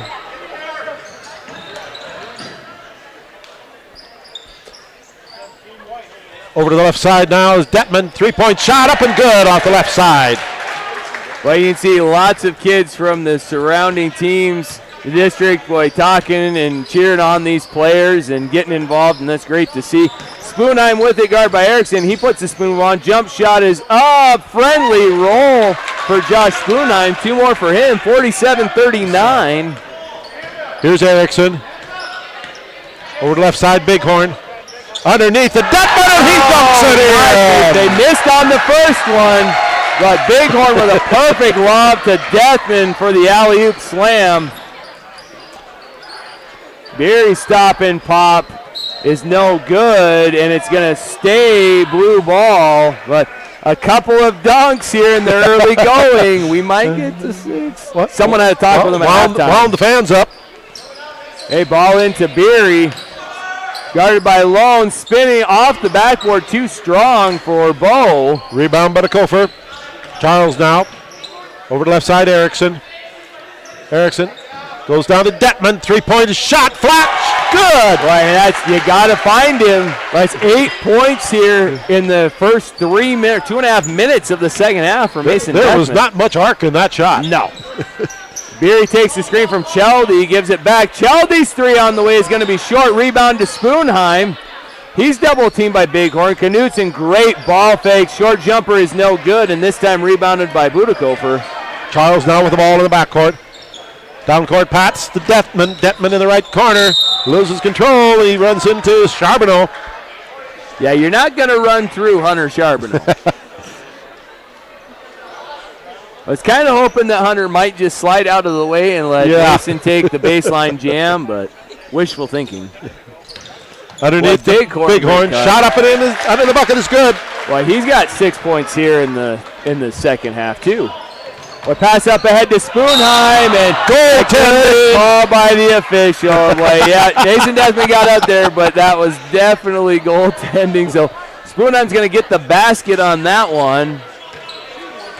Here's Erickson now. 49-46. There you go. Charles on the right side. Now Detman, guarded by Charbonneau. Oh, you shot outside is you good. Can't guard that jab step to a step back when you're 6'5". Is that his fifth three-pointer? Yep. Good gracious. We're tied at 49. Well, Charbonneau trying to step through, can't get past him, gets over to Spoonheim. Hands off to Beery, guarded by Lone. Beery puts on the floor. Boy, he got fouled. He lost it. Boy, the ball just about went in. But Beery's going to, were they going to call it on the ground? Stentoff. Yes, they called it on the ground. So, it's going to be Knutson inbound to Cheldy. His short jumper's up and good. Great pass by Knutson. So, Cheldy and Detman trading shots here in the second half. Detman with the ball now out top. Looking for a screen. Goes against Cheldy. Back to Charles. Charles fadeaway shot is up and good. Boy, good pump fake. Got Cheldy up in the air and then hesitated just a moment to clear space. And we're tied up again with 16 minutes to go. Knutson dribbles into a three off the front iron and rebounded by Lone. Lone gets it across the timeline. Dribbles over to the right-hand side. Pass over to Bighorn. 3-point shot short.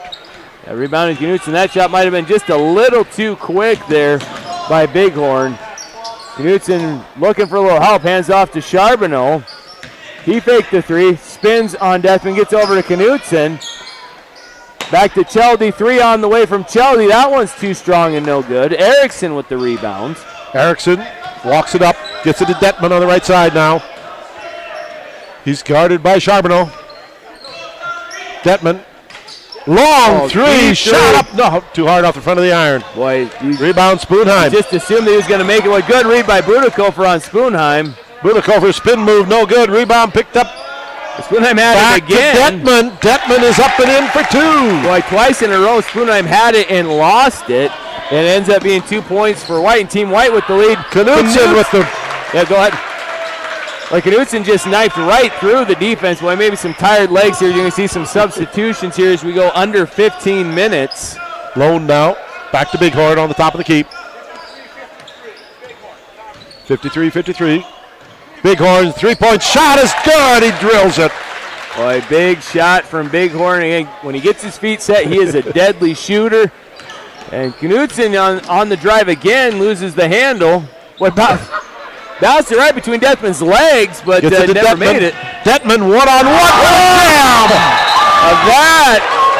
That was quite a dunk. Boy, and Jeff Cheldy, I don't know if he decided to get out of the way, but that's what they call a poster dunk right there. Yeah, that's right. That was a great, great move. And is that what, we're up 3? We're halfway there to 6. Okay. We got 14 minutes. Yep. 58-53, Team White opening up their biggest lead of the game. Real full court pressure being put on. We had mass substitution. Strickland into Stentoff. Gives it back to Stentoff. He's hounded by Cundiff. Cundiff all over Strickland. He gives it back to Stentoff. One dribble handoff to Strickland. Strickland drive, high off the glass, no good. Two blue players there for the rebound. Strickland working in, no good again. Sanders with the rebound. He's working on Tombury, gets out to Stentoff, and yeah, boy, there's a lot of blue bodies in the key, and boy, blue did everything but finish. Grabbed every loose ball. 58-53 is your score. White with the lead. Here's Pilgrim for the white team. Left side, Cundiff.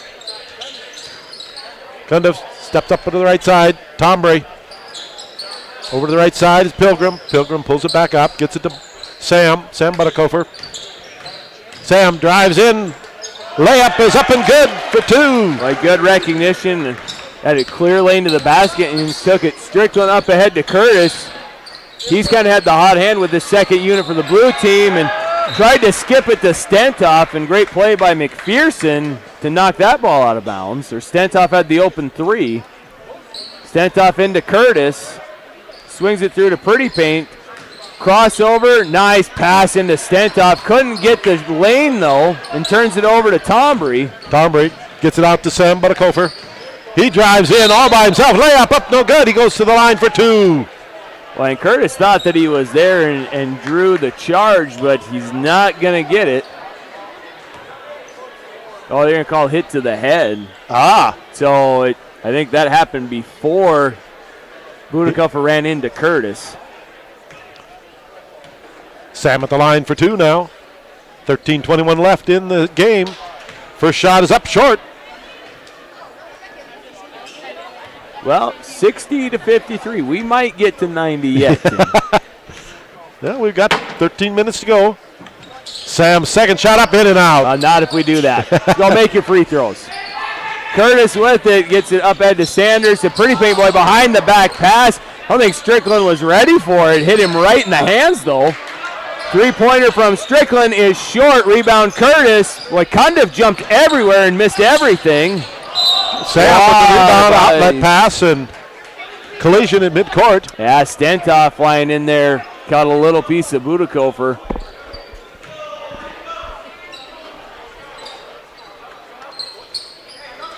Ball comes in to Pilgrim. Pilgrim, right side. Gets it to McPherson. McPherson's three-point short. Rebound to Pretty Paint. He's looking to push.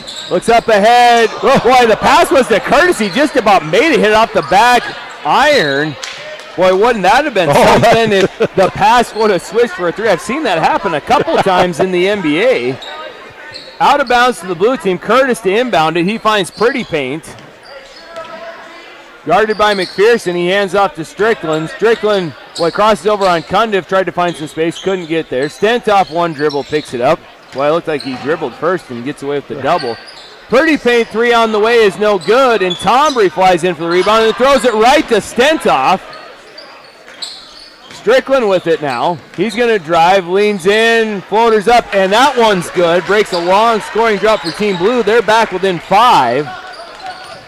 Here's Pilgrim for the white. Pilgrim dribbles over to the right side now. Drives down underneath.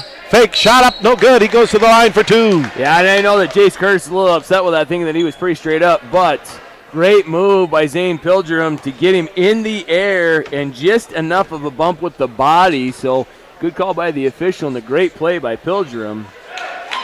Shot is up and good.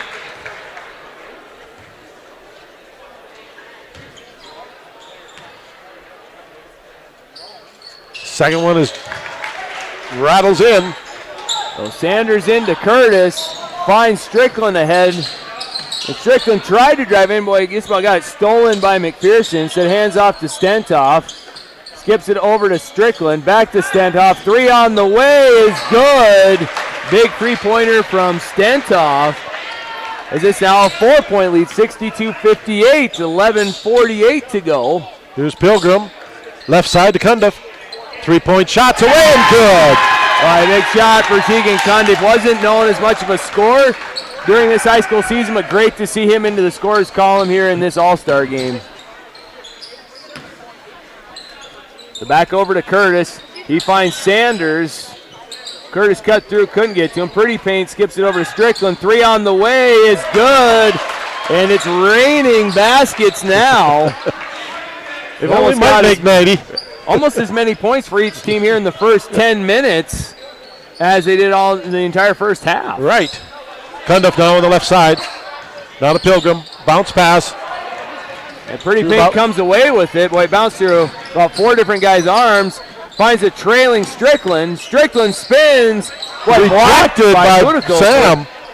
But Sanders, well, that was a little bit of a step through one-hand shot. He worked hard for that one. He did. 2-point game. Pilgrim now. Left side, Cundiff. Well, Coach Stepler deciding to go back with the starters. Pilgrim, top of the key. Over to left side, Tombury. 3-point shot, short.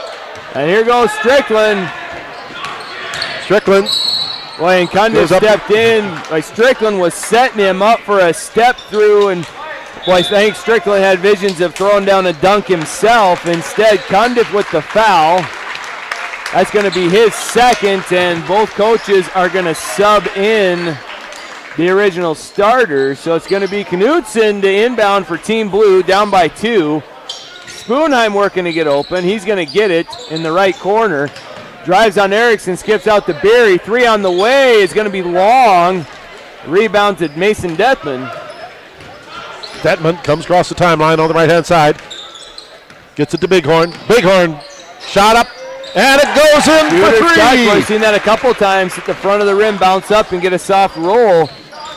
Big shot for Team White to open up a 5-point lead. Ball into Chelde in the post. Turnaround shot just a little too strong. Boy, pretty move by Jeff Chelde. Just couldn't get it to fall.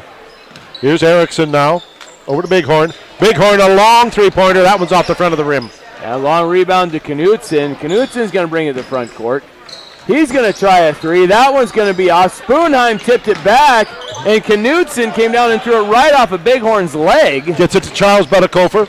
Drives in against Chelde. Shot no good. Gets his own rebound. Puts it back up. Gets it now to Charbonneau. Boy, 3 shots, and he did everything right but put it in. Charbonneau with it. He wants the 3, and boy, that one looked good, and hit back iron again. Yeah, no, another one of them flat shots. Bighorn now. Excuse me. Bighorn. 3-point shot is up and good. Pump fake, got the defender leave his feet, and then hit a 3. Boy, 71-63 now. Beery with it. My Team Blue needs a basket. Doesn't have to be a 3, but Beery off the Charbonneau screen, and good patience by Hunter Charbonneau. Gets it to Spoonheim. His 3. Boy, kind of dead ball up there off the side of the rim. Detman with the rebound. Double teamed in the backcourt. Gets it out to Bighorn. Bighorn on the left side. Pulls it back up. Going against Chelde. A lot of size different. Now Detman back to Bighorn. Bighorn would like to shoot it again. He weaves his way in. Shot up and that was a tough shot. Good body control by Patton Bighorn on that shot. Boy, largest lead of the game for Team White at 10. Chelde with it in the post. Boy, gets it tipped away by Budakover. Gets it over to Knudsen, top of the key. Finds Chelde. Gets it to Charbonneau. Charbonneau looking to work on Detman. Short jumper is good. Boy, even with that 6'5" in the wingspan, Detman didn't have much he could do when Charbonneau spun and faded away. Now Detman in traffic. And timeout called. He was in trouble there. He was. You know, I saw a jump ball earlier in this game. Yeah. That took a lot less time to call. And there was a lot less hands on the ball. So I'm just saying. Oh, that's the referees. You know. Well, it's the same guy made the same call. 8:16 to go. 73-65 is your score.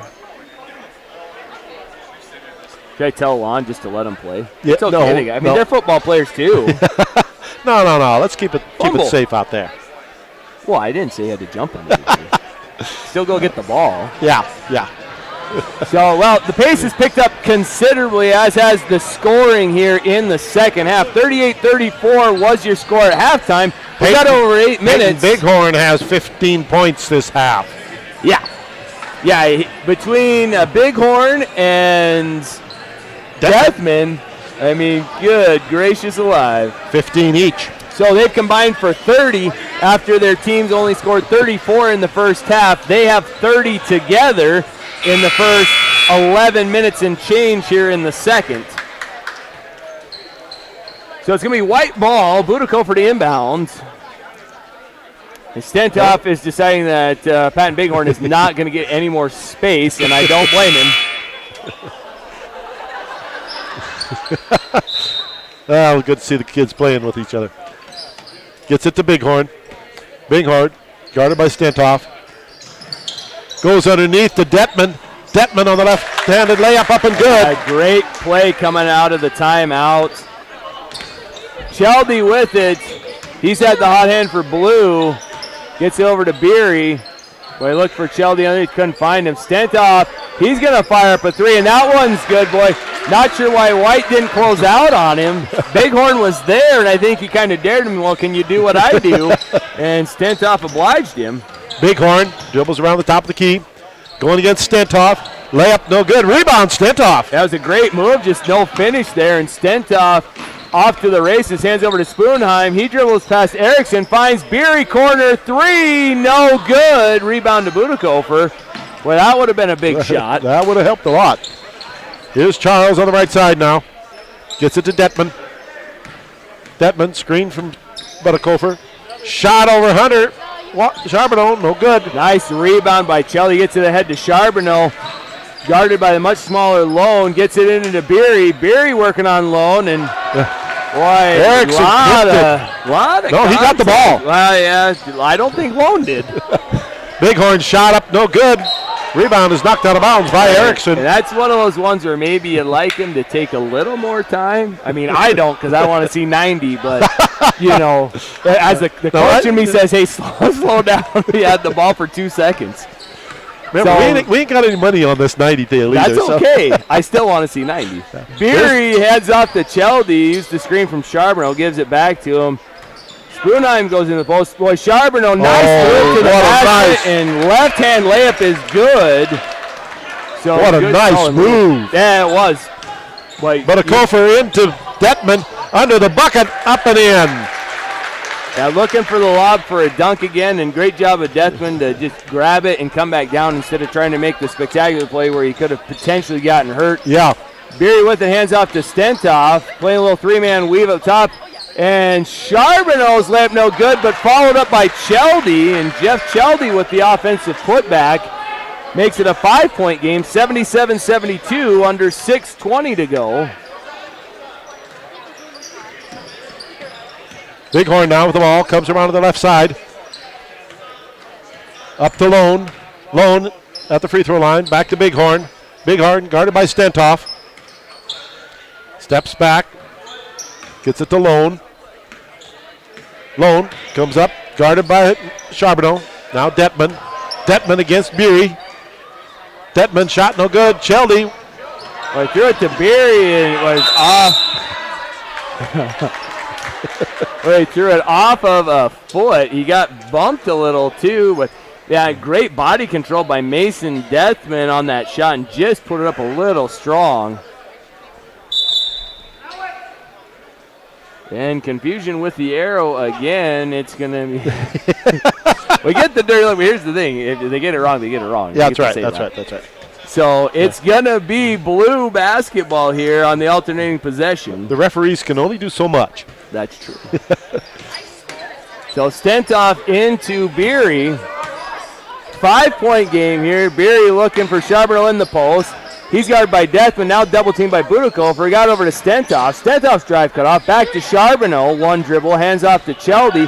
Three on the way is just a little strong. And boy, Erickson about got clocked by his own teammate on the rebound. There's Lone now. Lone on the left-hand side. Drives in. Puts it back to Bighorn. Bighorn guarded again by Stentoff. Bighorn shot up short. Air ball. Goes out of bounds. And that's one I was just trying to do just a little too much. And I know they're having fun. It's back to Spoonheim. Hands off to Charbonneau. Boy, Detman came out to guard him a little bit slower. I thought Charbonneau maybe would have put that one up. Stentoff three on the way is no good. Front iron. Beery with the rebound. His floater falls. Boy, got a little backspin on that shot.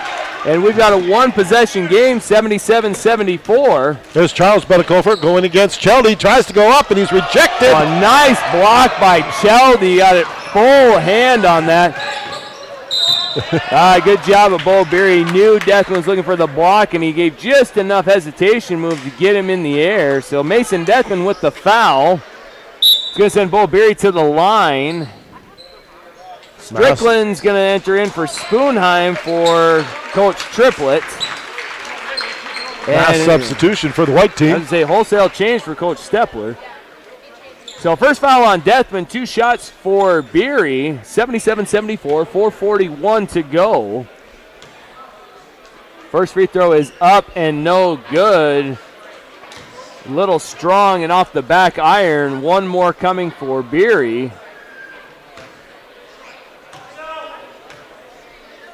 Second one is up, and that one is good as it's now a 2-point game. Here comes Pilgrim for the white. Down on the left side now. McPherson. Now to Tombray. 3-point shot. Rolls off. A rebound by Strickland. Boy, great pass by McPherson and a wide open shot. Tombray doesn't miss that too often. Sharpen up to Beery. 3 for the lead is good. And all the way back from down 10. Team Blue is now up 78-77. Pilgrim, top of the key. Over to the top of the key to Buttercofer. Goes over to the right side. Now Pilgrim. Pilgrim picked up. Little slip. Buttercofer now. Buttercofer spin move. Gets it to McPherson. McPherson's 3-point shot in and out. Boy, banked it and rattled in and then out. Strickland up to Beery behind the back, spinning in the lane and bringing it a held ball. Boy, he spun right into 3 white jerseys. And we're going to see Jace Curtis is going to check in. He'll come in for Nate Stentoff. Sanders coming in. And Sanders for Charbonneau. So a couple substitutions. So Curtis, Sanders, Cheldy, Beery, and Strickland. And here's Cundiff now for the white team. Tombray, left side, Pilgrim. Pilgrim guarded by Beery. It's McPherson. McPherson going against Cheldy. Well, you like to see the confidence. And there's a dunk for Strickland. Boy, leaked out ahead. But, you know, Wyatt McPherson giving up a lot of size to Jeff Cheldy, but you love to see him going at him anyways, making a good, strong move. Pilgrim, over to the left side is Sam. Sam tries to go underneath. Right control, picked Jace up by Curtis. Well, it's about popped Curtis in the face. Is trying to find anybody in the white jersey. Beery on the drive, floater, no good. Gets his own rebound. Back out to Strickland. Strickland drive cut off, gives it to Sanders. Layup is good. And it's a 10-0 run by Team Blue. 2:45 left, 82-77. Now Tombray gets it to McPherson. Tombray. Sam, top of the key. Over to the left side. Pilgrim. Pilgrim, Euro step, shot, gets his own rebound. Good block by Hunter Sanders. Gets it to Cundiff. Back to Tombray. Tombray's 3-point shot, no good. The rebound to Sanders. And was they had either a foul or a travel. So, and it looks like we're going to have the starters coming back for Coach Stepler. He's seen enough. A 10-point lead is now a 5-point deficit. So 2:22 to go, 82-77. Beery with it.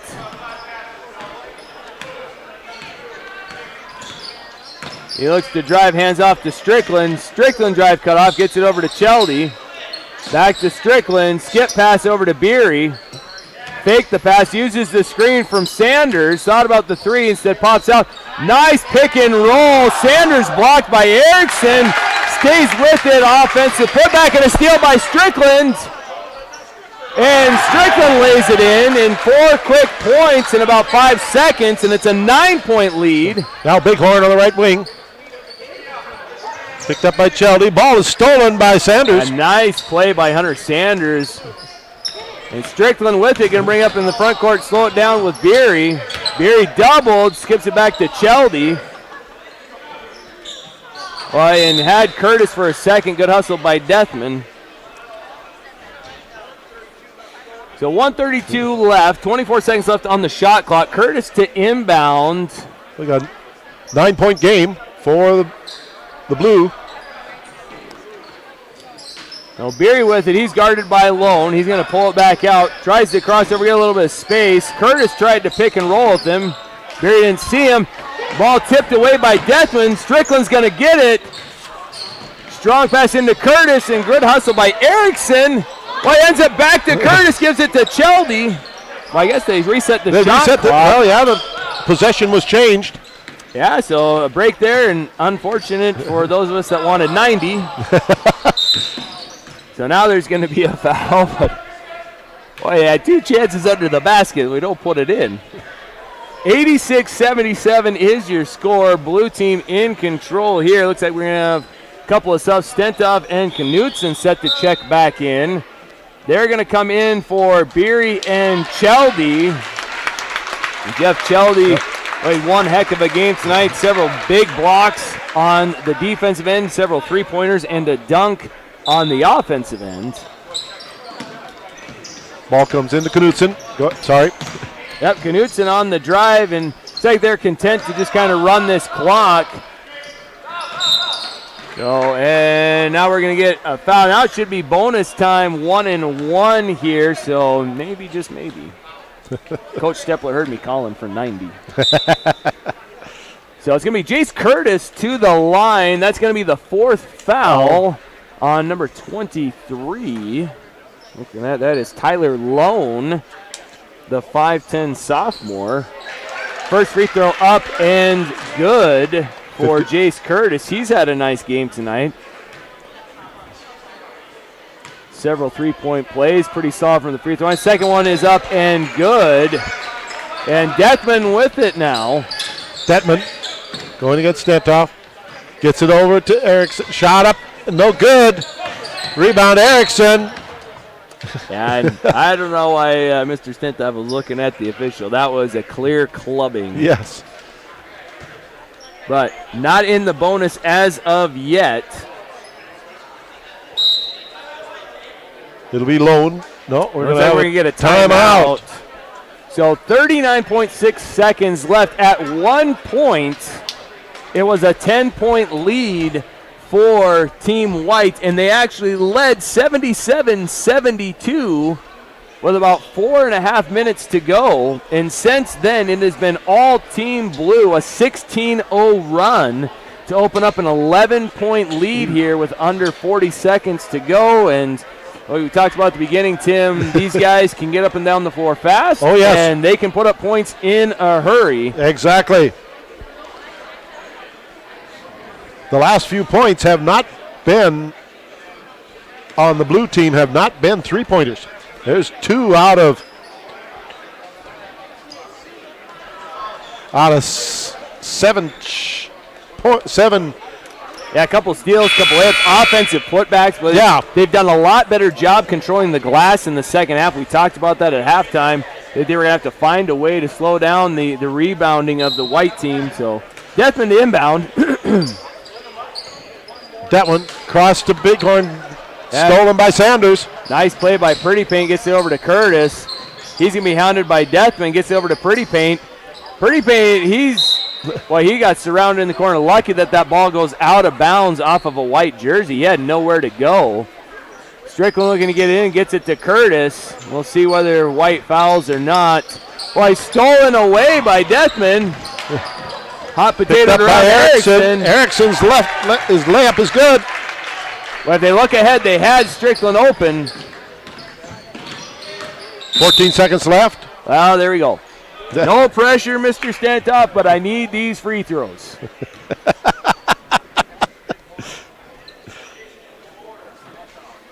Stentov at the line for 2 or 1-and-1? 1-and-1. First free throw on the way, and it is good. And based off that shot form right there, I got nothing to worry about. 89-79, 13.8 seconds to go. Second one also on the way, and you bet we got 90, folks. 12 seconds left. Gets it down to Bighorn. Bighorn's three-point shot, no good. Rebound. Charles put up no good there. And he blocked his own team. Oh, that's really unfortunate for the blue team because it was Budakofer that came over and got Erickson, his own teammate, on the putback.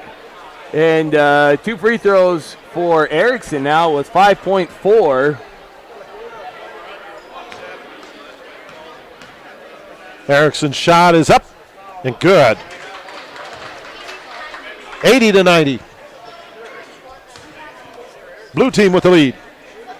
Second one coming for Erickson. That one's good too. Okay, 5 seconds to go. Both teams still working hard, and boy, there was a the lob just out of reach at the buzzer. Boy, Pretty Pink tried to get it to Strickland's, but boy, your final from here in Lambert's. Team Triplet, the blue team 90, Team Stepler, the white team 81, in a back and forth, up and down game that was wildly entertaining. We'll get some stats for you here, and then in a brief moment we will have the MVP. Boy, multiple candidates to choose from here. If you liked defense, you saw some massive blocks. If you liked shooting, there were multiple guys that filled up the stat line. And if you loved dunks, we didn't have any in the first half, but we got No, it all came second. So 3 guys. Keep talking and I'll get the... So great to see all of the people that came out. We appreciate everyone that made the trip out tonight to come and see the game in person. For all of you that watched it online or listened to it on the radio, thank you for joining us tonight. It was our pleasure to bring you the 2C Pepsi All-Star Game. A great tradition that was started last year. And we hope that it will continue for years to come. And see the boys getting down under the basket for some pictures. A great last memory for some. And as we said earlier in the broadcast, hopefully some motivation for the younger players, ones that were here, but also the ones that were not in the game as well. So see a lot of fans out on the floor. Still waiting to get official word on who our MVP is. Okay. All right. Well, I'm going to pass it off to you because I got to make. What, you got to leave? Well, no, I got to announce you can do it both at the same time. Well, okay. Go ahead. I'll see if I can do that. It doesn't mess up things. No, it doesn't. So for those of you that are watching online or on the radio, your MVP is Mason Deathman. Ladies and gentlemen, your MVP of the boys Pepsi 2C All-Star Game is number 51, Mason Deathman.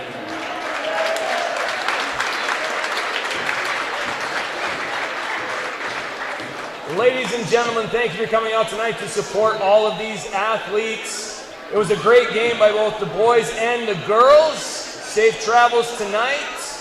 Best of luck in your track and golf seasons.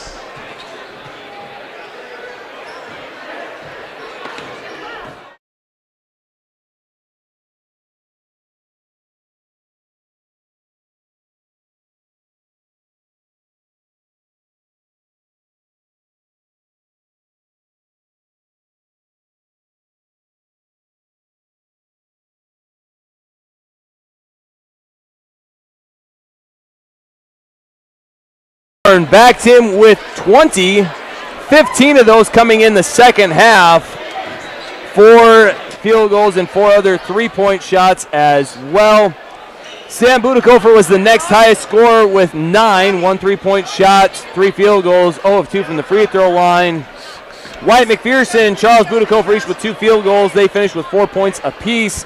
Tegan Cundiff, 1 three-point shot. He finished 100% from the field.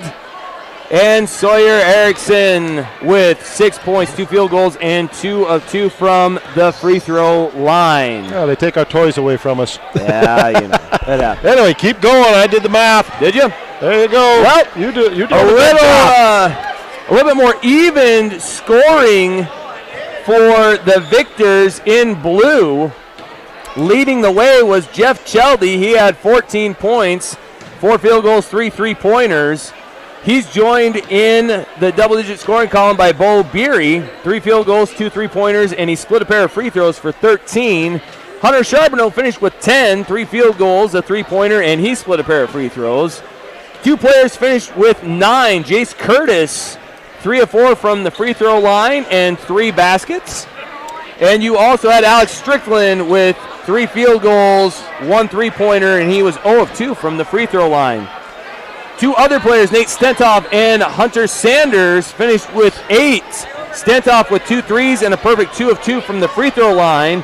And Hunter Sanders with some big rebounds and 4 baskets for 8. Josh Spoonheim with 7 points, a 3-pointer and 2 other field goals. And Aiden Knutson with 3 field goals for 6 points. So you had on one side 2 players kind of carry it for one team. Bighorn and Deathman combining for 49 of their team's 81. And then you go on the opposite side for